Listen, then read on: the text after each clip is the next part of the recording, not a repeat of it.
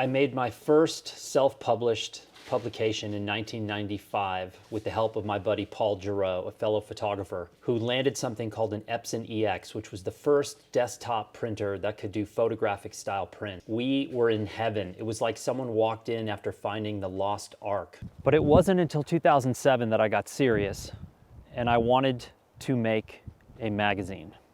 In 2007, I came up with the idea of seeing if I could sell 100 copies of a magazine. I had no idea if I could do this. I also didn't know how to do it.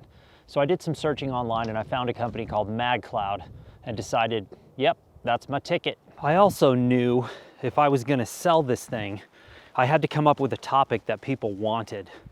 So what I came up with was called Manifesto, which was an epic rant about the photo industry and 6 or 7 essays shot with the Leica M. My design skills were puny, my editing skills so-so, but it didn't matter. I put this thing out and within a couple of days, it sold out. I know what you're thinking, MILNOR, this is pure genius. But the truth is, I can't claim this technique.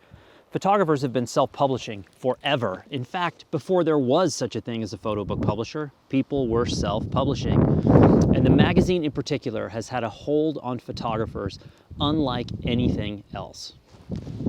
Let me show you Manifesto magazine. What you're looking at on the top is the last remaining pristine copy. This is in plastic.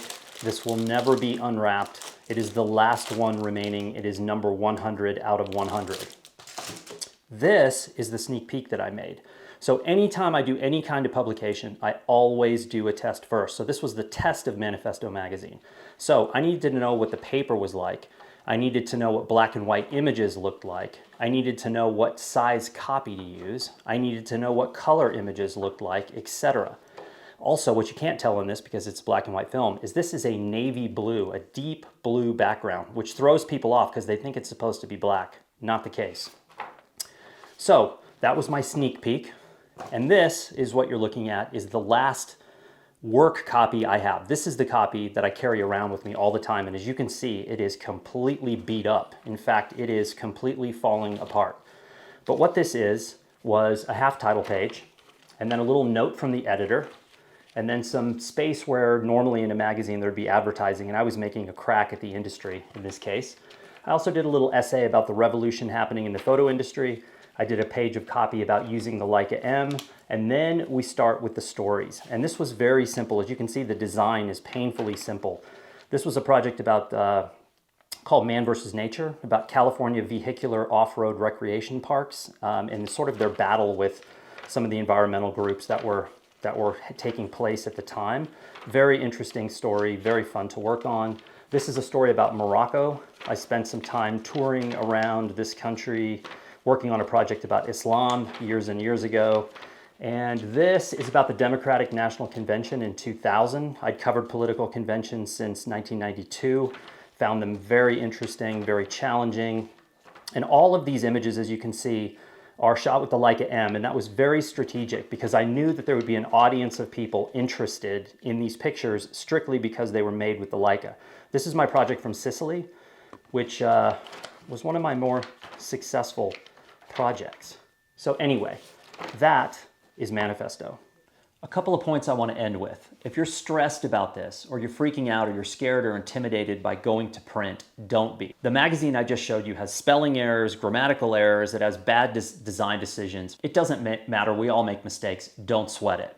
But why should you do this? Number one, there's no magazine left in the world that will print your photo essay the way you want it to be printed. Those days are long gone. There hasn't been a magazine like that in a long time. So if you're gonna put your heart and soul into a photo essay, why not print at least a single copy of a magazine that shows the work printed in the way that you envisioned it? Because again, nobody else is gonna do this for you. Number two, when you go to print and you do a magazine, it is so far beyond photography. There are so many capable photographers in the world who are throwing their images around in the digital space all day long, every day. But very few of those people have the chops, have the skills and the talent to go to print, because print is about not only the photographs, but it's about editing those, sequencing those, designing page layouts, choosing typography, choosing a trim size, choosing materials. It separates the posers from the people who really know what they're doing. And it is a great lesson to try to learn all of these things. It's very rare that a photographer can come along and be good at all of those things. I'm certainly not good at all of those things, but I've been practicing and making bad publications and test publications for 15 years because I want to get better. The third thing I want to say is that a printed magazine like this Manifesto is such an amazing portfolio. It is so far beyond anything that something like Instagram could offer. So occasionally I run into a photographer, especially younger photographers, and they'll say, oh, you should check out my work. Here's my Instagram handle. I basically just ignore those people moving forward because I would never go to Instagram to look at someone's work. I think it's conceivably the worst place you could possibly go, simply because your work is thrown in with tens of millions of other people. You're looking at a tiny little device and people are giving you maybe a half a second an image. That's not the kind of people I want to work with. So I basically ignore them. When someone walks up to me with a printed portfolio piece, whether it's a book, a zine, a box of prints, or whatever, it gets my attention. The next point I want to make is cost. When I started in photography, the first magazine I ever did back in 1995, it took 6 months. It was expensive, painful, time-consuming. It was awful. I had to really want it. This MagCloud platform and how you can make these things now, it is a gift. You should try to use it. Number 5, it's fun and it's an amazing way to collaborate. Let's say that you're a little freaked out or intimidated by trying to go to print and make a magazine. Why not reach out to 4 of your friends, so you got 5 total, and say, look, let's choose a theme and let's all do a magazine together. Everybody gets 10 pages or 20 pages. You share the cost, you share the design, and you put it out, and then you take those and you send them to your top 10 best clients and say, look, here's my work and also the work of 4 other people. You got yourself a little collaborative going on there, people. Okay, and last, if you're sitting at home right now, which I'm guessing many of you are, and you're saying, that's it, man. This MILNOR guy's been threatening me with print for so long, I'm gonna actually do it. Just go to magcloud.com and you'll notice that there's a multitude of software options. Adobe InDesign, Adobe Photoshop, Pages, Microsoft Word. There's a million ways of making MagCloud publication. There's also a template system that they use, which is amazing because it saves you from yourself. You just put in the ingredients of what you want and it gives you a template to download, and that's your starting point. My final piece of advice is don't try to make War and Peace the first time you sit down. Give yourself limits, 8 pages, 20 pages, and just say, that's it. All I have is 20 pages. I'm gonna make the best 20 pages I can and let the chips fall where they may. And if I make a mistake, I make a mistake. Who cares? Own it, move on, have fun.